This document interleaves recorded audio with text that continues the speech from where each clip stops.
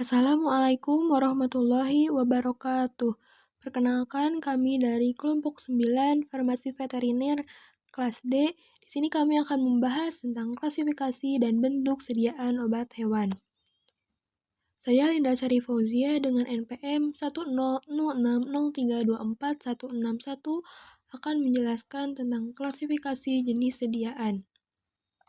Obat hewan memiliki beberapa jenis sediaan dan masing-masing memiliki fungsi serta karakteristik yang berbeda. Yang pertama itu ada obat biologik. Obat biologik ini berasal dari organisme hidup atau produk biologis yang bekerja dengan membantu sistem imun hewan. Obat biologik digunakan terutama untuk pencegahan penyakit seperti pada vaksin atau untuk meningkatkan ketahanan tubuh hewan melalui serum, antisera, dan probiotik. Karena sifatnya yang sensitif, obat biologik biasanya harus disimpan dan ditangani dengan suhu serta kondisi tertentu. Yang kedua itu ada obat farmasetik, yaitu obat yang dibuat melalui proses kimia atau formulasi farmasi. Obat ini digunakan untuk pengobatan penyakit secara langsung atau kuratif. Bentuknya yaitu beragam seperti tablet, kapsul, salep, injeksi, hingga premix farmasetik. Setiap bentuk sediaan memiliki kelebihan masing-masing. Misalnya, injeksi yang dapat bekerja dengan cepat, tablet yang mudah diberikan, dan salep cocok untuk penggunaan luar. Selanjutnya yaitu premix obat hewan, merupakan campuran obat dalam bentuk serbuk atau granul yang dicampurkan ke dalam pakan atau air minum. Premix sangat umum digunakan pada peternakan unggas dan ternak besar karena memungkinkan pemberian obat secara massal. Sediaan ini dipakai untuk pencegahan penyakit, meningkatkan performa produksi, atau menstabilkan kesehatan populasi ternak dalam jumlah yang besar. Yang terakhir ada obat alami. Sediaan ini berasal dari bahan alami seperti tumbuhan, mineral, atau komponen hewani. Obat alami ini digunakan sebagai terapi pendukung atau alternatif, terutama untuk meningkatkan kondisi tubuh, memperbaiki metabolisme, dan membantu pemulihan. Kelompok ini mencakup fitofarmaka yang sudah terstandarisasi, jamu, dan berbagai obat herbal hewan. Secara keseluruhan, keempat jenis sediaan ini menunjukkan bahwa obat hewan disesuaikan dengan tujuan penggunaan, cara kerja, dan kebutuhan spesies hewan yang ditangani. Setiap jenis memiliki manfaat dan keunggulannya masing-masing, sehingga pemilihannya harus tepat agar terapi dapat berjalan dengan efektif. Warahmatullahi wabarakatuh. Nama saya Rika Fatimah Zara dengan NPM 100324162. Kali ini saya akan membahas mengenai klasifikasi obat berdasarkan tingkat bahaya dan dalam pemakaiannya, khususnya dalam konteks penggunaan pada hewan. Klasifikasi ini penting untuk memastikan keamanan terapi dan mencegah dampak yang tidak diinginkan akibat kesalahan pemberian obat. Yang pertama adalah obat keras atau obat berlogo K. Golongan ini memiliki potensi farmakologis yang sangat kuat dan rentang terapinya yang sempit. Artinya, sedikit saja kesalahan dosis bisa menyebabkan efek samping serius. Karena itu, obat keras hanya boleh digunakan berdasarkan resep dan pengawasan dokter hewan. Risiko yang perlu diperhatikan meliputi reaksi alergi berat, gangguan fungsi hati maupun ginjal, serta kemungkinan munculnya resistensi antimikroba jika obat tidak diberikan secara tepat. Penentuan dosis harus disesuaikan dengan spesies, kondisi fisiologis, dan berat badan hewan. Selanjutnya, kita masuk ke obat bebas terbatas atau OBT, yang ditandai dengan logo lingkaran biru. Golongan ini relatif lebih aman dibandingkan obat keras, tapi tetap membutuhkan kehati-hatian. Banyak digunakan untuk terapi simptomatik atau produk topikal. Meskipun resikonya lebih rendah, obat terbatas ini tetap dapat menimbulkan iritasi lokal, reaksi alergi ringan, serta bahkan gangguan sistemik bila dosisnya tidak tepat. Karena itu, penggunaannya harus mengikuti aturan label dan sebaiknya tidak dipakai jangka panjang tanpa evaluasi dokter hewan. Yang terakhir itu adalah obat bebas. Obat dengan tingkat bahaya paling rendah. Obat bebas tidak membutuhkan resep dan biasa digunakan untuk keluhan ringan seperti antiseptik atau vitamin tertentu. Meskipun aman, tetap ada potensi efek samping seperti iritasi atau alergi, terutama bila digunakan berlebihan atau tidak sesuai instruksi kemasan. Jika muncul reaksi yang tidak biasa, penggunaan harus segera dihentikan. Nah, dari ketiga kategori tersebut dapat kita simpulkan bahwa semakin tinggi potensi obatnya, semakin ketat pula aturan penggunaannya. Pemahaman klasifikasi ini membantu memastikan bahwa obat diberikan secara tepat, aman, dan bertanggung jawab untuk kesehatan hewan. Dengan mengetahui karakteristik, risiko, dan aturan pakainya, kita bisa mencegah kesalahan terapi dan menjaga kualitas praktik kesehatan hewan. Selanjutnya mengenai prinsip. Prinsip umum keamanan obat hewan, keamanan obat pada hewan. Agar semua kategori obat digunakan secara aman, ada pedoman penting yang harus selalu diterapkan. Yang pertama, sesuaikan obat dengan spesies karena sensitivitas antar hewan berbeda. Gunakan obat berdasarkan berat badan aktual. Evaluasi riwayat penyakit, alergi, dan obat lain yang sedang diberikan. Amati reaksi hewan setelah pemberian untuk mendeteksi efek samping lebih awalnya. Dan pastikan penyimpanan obat. Perkenalkan, nama saya Raisya Marleta, NPM 1006063244163. Di sini saya akan menjelaskan mengenai obat keras dan obat bebas terbatas, serta kewajiban pencatatan, aturan distribusi, dan batas penggunaannya.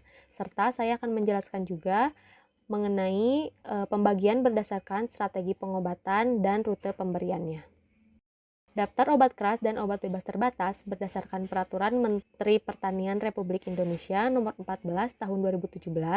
Regulasi ini menjadi dasar hukum dalam pengelompokan obat hewan yang beredar di Indonesia, sehingga tenaga kesehatan hewan maupun produsen obat memiliki acuan yang jelas dalam penggunaan, peredaran, dan pengawasannya. Yang pertama, contoh obat keras menurut Permentan, golongan ini mencakup jenis obat yang memiliki potensi efek samping serius serta memerlukan pengawasan ketat dalam penggunaannya. Di dalamnya termasuk obat antibiotik, antiparasit, antiprotozoa, antihelmintik, analgesik, antipiretik, antiinflamasi, antitoksin, serta obat untuk gangguan sistem saraf pusat seperti depresan atau stimulan. Selain itu, terdapat pula antikoagulan, yaitu obat yang mempengaruhi proses pembekuan darah. Semua obat ini digunakan untuk mengobati penyakit yang disebabkan oleh bakteri, virus, parasit, mikroplasma, maupun penyakit lain yang lazim ditemui pada hewan di Indonesia. Karena sifat dan risikonya, penggunaan obat-obat tersebut harus didasarkan pada diagnosa yang tepat dan umumnya memerlukan resep dokter hewan. Selanjutnya, ada daftar obat bebas terbatas, yaitu obat hewan yang relatif lebih aman digunakan, namun tetap harus mengikuti aturan khusus. Dalam aturan ini disebutkan beberapa contoh obat bebas terbatas seperti betain, simestikon, halquinol, serta obat-obatan desinfektan dan antiseptik. Selain itu, termasuk juga enzim, santasantin, ekstrakis, klorofil, karotenoid, serta mineral tertentu seperti kromium, picolinat, dan kromium propionat. Walaupun obat-obatan ini dapat digunakan tanpa resep dokter hewan, penggunaannya tetap harus mengikuti batasan dosis, indikasi, dan ketentuan yang berlaku agar tidak menimbulkan efek yang merugikan, baik bagi hewan maupun keamanan pangan asal hewan. Selanjutnya, ada kewajiban pencatatan, distribusi, dan batas penggunaan obat hewan. Ketiga aspek ini sangat penting untuk menjamin keamanan penggunaan obat, keselamatan hewan ternak, serta keamanan pangan yang dihasilkan. Pertama, kewajiban pencatatan. Setiap penggunaan obat keras maupun obat bebas terbatas harus dicatat secara lengkap. Informasi yang wajib dicatat meliputi nama obat, dosis yang diberikan, bentuk sediaan, dan rute pemberian. Kita juga harus mencatat identitas hewan atau populasi hewan yang mendapat pengobatan, kemudian tanggal pengobatannya. Salah satu bagian penting dalam pencatatan adalah withdrawal time atau masa henti panen. Withdrawal time berfungsi memastikan bahwa tidak ada residu obat yang tersisa dalam tubuh hewan saat produk hewan seperti daging, susu, atau telur dipanen. Selanjutnya, mengenai aturan distribusi obat hewan. Obat keras hanya boleh diberikan oleh pihak berwenang dan wajib berada di bawah pengawasan dokter hewan. Sementara itu, obat bebas terbatas memang bisa dibeli lebih luas. Namun, tetap harus disertai peringatan dan panduan penggunaan yang jelas. Ini sangat penting untuk mencegah penggunaan yang tidak tepat yang dapat beresiko pada kesehatan hewan maupun konsumen produk hewan. Yang terakhir, ada batas penggunaan obat hewan. Penggunaan obat hewan tidak boleh dilakukan melebihi dosis, tujuan penggunaan, maupun spesies hewan yang sudah ditetapkan dalam aturan. Selain itu, kita juga harus memastikan masa henti panen dipenuhi secara penuh agar residu obat tidak terbawa ke dalam pangan yang dikonsumsi manusia. Dengan mematuhi batas penggunaan ini, kita turut mendukung keamanan pangan asal hewan serta menjaga kesehatan masyarakat. Perkenalkan, saya Azkanaza Azarpan dengan NPM 24187. Di sini saya akan menjelaskan obat hewan yang dilarang untuk digunakan. Obat hewan tertentu dilarang digunakan, terutama pada hewan ternak yang dikonsumsi karena dapat meninggalkan residu yang berbahaya pada produk hewan seperti susu, daging, dan telur. Lalu, klasifikasi terkait pelarangan. Ada 3 daftar obat yang diatur dalam peraturan obat hewan. Yang pertama, obat keras. Obat keras ini hanya boleh digunakan dengan resep dan pengawasan dokter hewan. Lalu yang kedua, obat bebas terbatas atau OBT. Obat ini boleh digunakan terbatas sesuai ketentuan dosis dan label. Lalu yang ketiga, obat hewan yang dilarang pada ternak konsumsi. Obat ini tidak boleh digunakan karena residu dan dampak kesehatan. Lalu, alasan pelarangan. Pelarangan obat dilakukan karena yang pertama, resiko residu dalam daging, susu, atau telur. Lalu yang kedua, efek toksik jangka panjang. Lalu yang ketiga, resiko resistensi antimikroba. Yang keempat, efek samping serius pada hewan maupun manusia. Lalu yang kelima, sulit dikeluarkan dari tubuh hewan ataupun lingkungan. Obat yang dilarang umumnya berkaitan dengan antibiotik ibuhan pakan, hormon tertentu, dan obat parenteral berisiko tinggi. Larangan ini bertujuan menjaga keamanan produk hewan bagi konsumen. Jadi intinya penggunaan obat dilarang di ternak konsumsi bukan hanya karena efek pada hewan, tetapi untuk melindungi kesehatan masyarakat dan mencegah residu obat masuk ke rantai pangan. Perkenalkan, saya Mutia Dwi Hasanah dengan NPM 10060324185. Pada bagian ini kita akan menjelaskan tentang akibat penggunaan obat yang salah. Penggunaan obat yang tidak tepat pada hewan dapat menimbulkan berbagai dampak serius. Penyalahgunaan obat keras, terutama jika diberikan tanpa pengawasan dokter hewan, dapat menyebabkan efek samping berat, kerusakan organ, bahkan kematian pada hewan. Risiko toksisitas ini umumnya terjadi karena dosis yang tidak sesuai atau pemilihan obat yang seharusnya tidak digunakan. Salah satu dampak terbesar dari penggunaan obat yang salah adalah resistensi antibiotik. Ketika antibiotik digunakan tidak sesuai dosis, durasi atau indikasinya, bakteri dapat menjadi kebal. Akibatnya, pengobatan penyakit menjadi jauh lebih sulit, baik pada hewan maupun manusia. Dan ini menjadi ancaman kesehatan global yang dikenal dalam konsep One Health. Selain itu, obat yang tidak diberikan dengan benar dapat meninggalkan residu pada daging, susu, atau telur. Residu obat ini membahayakan manusia karena bisa menimbulkan alergi, gangguan hormon, hingga masalah toksik jangka panjang. Inilah sebabnya waktu henti harus selalu dipatuhi. Semua resiko ini tidak hanya merugikan hewan tetapi juga berdampak pada kesehatan manusia dan menyebabkan kerugian ekonomi akibat penurunan produktivitas ternak. Karena itu, dokter hewan memiliki kewajiban penting untuk mengawasi penggunaan obat berisiko tinggi, memberikan edukasi kepada pemilik hewan, dan memastikan obat digunakan sesuai aturan. Assalamualaikum warahmatullahi wabarakatuh. Perkenalkan, nama saya Erika Fatima Zara dengan NPM 100324162. Pada bagian ini, saya akan membahas tentang bagaimana kondisi fisiologis dan patologis hewan mempengaruhi pemilihan bentuk sediaan obat. Setiap spesies hewan memiliki karakter fisiologi yang berbeda-beda, dan perbedaan ini berdampak langsung pada cara obat bekerja dalam tubuh. Dari sisi fisiologis, hal pertama yang perlu diperhatikan adalah struktur saluran cerna. Ruminansia, misalnya, memiliki sistem rumen suplemen yang kompleks sehingga tidak semua obat oral bisa diserap dengan baik. Sementara hewan monogastrik seperti anjing dan kucing lebih mudah menerima bentuk tablet atau sirup. Kecepatan metabolisme juga penting. Ada hewan yang metabolisme obat sangat cepat sehingga membutuhkan frekuensi pemberian yang lebih sering. Ukuran tubuh, kebiasaan makan, bahkan perilaku grooming seperti kucing yang suka menjilat tubuhnya juga mempengaruhi pilihan rute dan bentuk obat. Karena faktor-faktor inilah bentuk sediaan seperti tablet, premix, pour-on, pasta, atau spot-on harus disesuaikan dengan spesies hewannya. Kemudian, berdasarkan dari sisi patologisnya atau kondisi penyakit, bentuk sediaan yang ideal juga bisa berubah. Pada gangguan saluran cerna seperti muntah atau diare berat, obat oral seringkali tidak efektif sehingga rute injeksi menjadi pilihan. Untuk penyakit kulit, obat topikal seperti salep gel atau lotion lebih tepat karena langsung bekerja pada area yang bermasalah dan berada di permukaan kulit. Pada kasus infeksi sistemik, biasanya juga digunakan injeksi atau sediaan long acting supaya efeknya lebih merata dan bertahan lama. Contoh lainnya seperti pada mastitis, obat intramamai adalah bentuk paling sesuai karena langsung menjangkau lokasi infeksinya. Jadi, pemilihan bentuk sediaan obat tidak bisa hanya dilihat dari jenis obatnya saja, tapi harus mempertimbangkan bagaimana fisiologi tubuh hewan itu memproses obat tersebut dan bagaimana kondisi penyakit mempengaruhi efektivitasnya. Pendekatan ini memastikan terapi yang diberikan lebih aman, lebih tepat sasaran, dan hasilnya lebih optimal bagi kesehatan hewan.